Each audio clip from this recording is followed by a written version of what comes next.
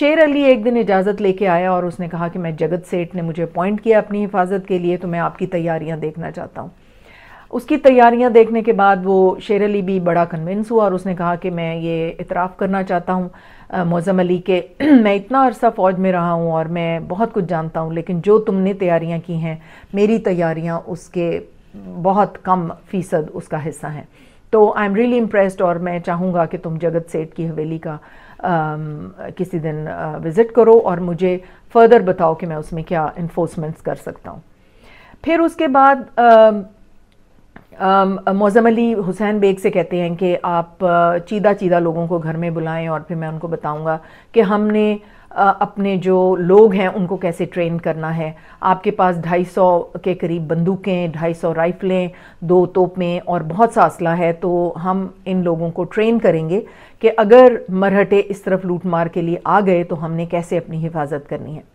इस तरह करते करते पहले दिन कोई 30 लोग आए, 30 लोग। हुसैन बेग बहुत डिसअपॉइंट हुए, लेकिन मौज़म अली कहने लगे कि ये शुरुआत बुरी नहीं है, इस तरह आहिस्ता आहिस्ता हम लोगों को सेंसिटाइज करेंगे और वो लोग आना शुरू हो जाएंगे। इस तरह तहरीक की तरह ये शुरू हो गया और सब लोग इसमें शामिल हो गए। काफ़ी टाइम लगा के मौज़म अली ने उन सबको तीरंदाजी, उनको राइफ़ल शूटिंग, उनको हर चीज़, अपना तहफ़्फ़ुज़ करना सब कुछ सिखा दिया। और इनकी देखा देखी मुर्शिदाबाद के आसपास जो कस्बे थे उन्होंने भी अपनी हिफाजत के लिए ये सारी तैयारियां शुरू कर दी। अब एक दिन जब सारी तैयारी मौज़म अली के नज़दीक वो लोग ट्रेन हो चुके थे, तो मौज़म अली ने सोचा कि मैं इनको अब टेस्ट करता हूँ और उन्होंने कहा कि किसी दिन बिगल बजाए जाएंगे और पहला बिगल बजाते ही औरतें, बच्चे सब हवेली में इकट्ठे हो जाएंगे और वो सारा तरीका उनको मुनज़्ज़म तरीके से हर चीज़ समझा दी गई। और सेकंड बिगल बजने से पहले कोई अपनी चौकियों को नहीं छोड़ेगा, हर एक को चौकी दे दी गई, हर एक को अपनी पोजीशन संभालने की प्रैक्टिस उन्होंने।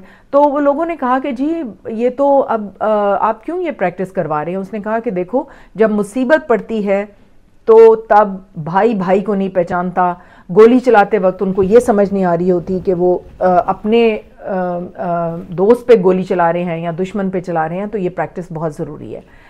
तो एक दिन दोपहर 3 बजे वो बिगल बजाया जाता है, नकारा बजाया जाता है और औरतें, बच्चे किले में इकट्ठे होने शुरू हो जाते हैं महल में, और जो बाकी लोग हैं अपनी चौकियों का रुख करते हैं। कुछ फसील पे उनको जगह दी होती है, वो अपने असला संभाल के तो वो उसके ऊपर जाना शुरू हो जाते हैं।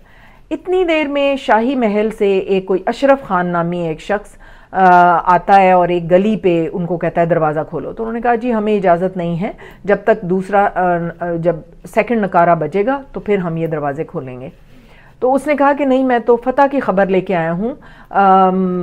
अली वर्दी खान ने मरहटों को शिकस्त दे दी है और उनको दूर तक भगा दिया है और अब ये तैयारियों की ज़रूरत नहीं है, हम तो फतह हो गई है हमारी, मरहटे भाग रहे हैं। अभी उसके कहने की ये देर थी कि सारे कस्बे में एक मुंह से दूसरा, दूसरे मुंह से दूसरा, और इस तरह करते करते उसकी जो प्रैक्टिस की वो एक कोशिश थी वो सब सैबोटाज हो गई। लोग कोई इधर भाग रहा है, कोई उधर भाग रहा है, कोई अपनी चौकियों से नीचे आ गए और उस शख्स के गिर्द इकट्ठे हो गए। और वो अशरफ खान अपने दिल से बनाई हुई बातें, लाशों के दुश्मन के अंबार और पता नहीं क्या क्या उनको बता रहा था। मौज़म अली ने ये शोर सुना तो वो आया और उसने देखा कि वो तो आउट ऑफ कंट्रोल हो गई थी सिचुएशन। उसने खैर किसी तरह औरतों बच्चों को घरों में पहुंचाया और फिर बहुत नाराज़ हुआ कि आप लोगों की बेवकूफ़ी की वजह से कई दफ़ा फतह जो है वो शिकस्त में तब्दील हो जाती है। तो लोगों ने कहा कि जी अब तो ज़रूरत नहीं है क्योंकि अब तो मरहटों को हमने शिकस्त दे दी है।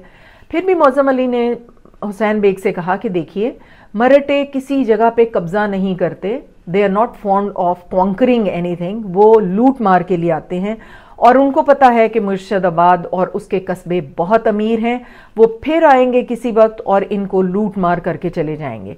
तो हमें ज़रूरी है कि हम अपनी तैयारी जो है वो पूरी रखें। लेकिन लोग उसका मजाक उड़ाने लग पड़े और पागल समझने लग पड़े और क्या से क्या बातें करने लगे, लेकिन उसने किसी की परवाह नहीं की। और जो उसके लोग वॉलंटियर्स थे उनके पास अपनी हथियार उसी तरह रहने दिए। उन्होंने कहा कि अभी आप इनको वापस ना करें, हम ज़रूरत पड़ने पे आपको फिर कॉल करेंगे। अब यहाँ तक तो ये था कि और रात के वक्त लोग बाज़ारों में फिर रहे हैं, आतिशबाजी हो रही है, जगत सेठ खूब नाच गाने करवा रहा है और बड़े खुश हैं, और हुसैन बेग की भी हवेली में खाने पक रहे हैं और आतिशबाजी हो रही है और खुशियाँ मनाई जा रही हैं। अब इनको बिल्कुल अंदर से नहीं पता कि मराठे क्या करना चाहते हैं। वो एग्जैक्टली वही करना चाहते थे जो मौज़म अली डर रहा था, और उन्होंने अटैक करना था।